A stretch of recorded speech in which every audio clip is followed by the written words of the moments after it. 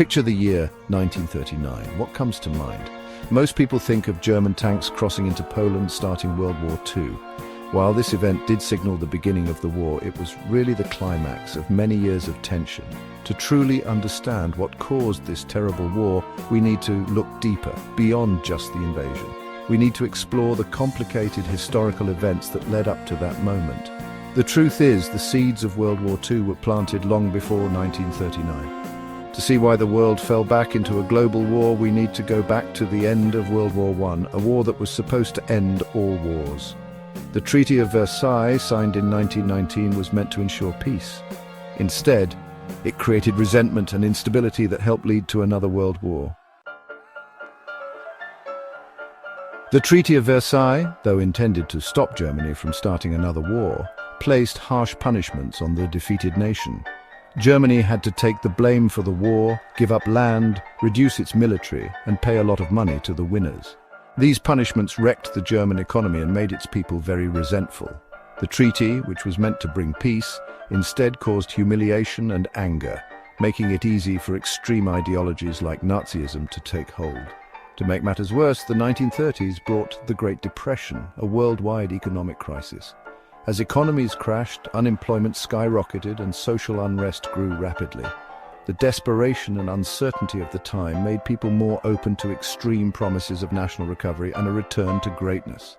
This was especially true in Germany, where the economic hardship was particularly severe. Amidst the economic ruin and social unrest, a new wave of strong nationalism swept across Europe and Asia. In Germany, Adolf Hitler's Nazi Party took advantage of the widespread anger and frustration, promising to restore German pride and power.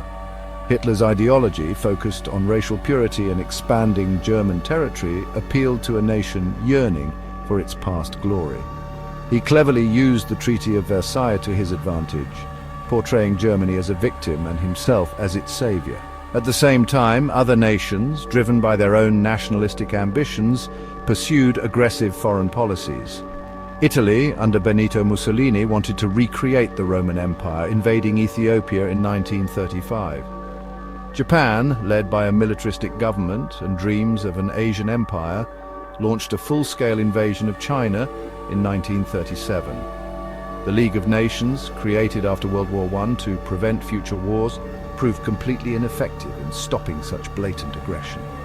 Its failure to address these crises further emboldened the aggressors and showed how fragile the post-war peace really was.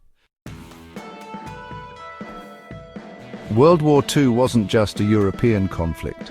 Japan's imperial ambitions in Asia played a major role in turning it into a truly global war.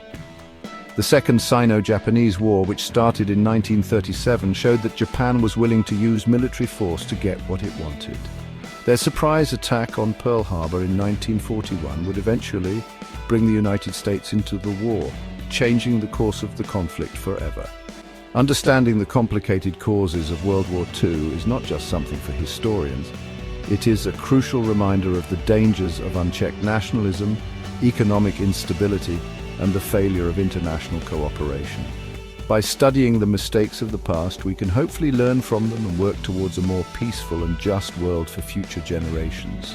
Only by understanding the complex chain of events that led to such a devastating global conflict can we hope to prevent history from repeating itself.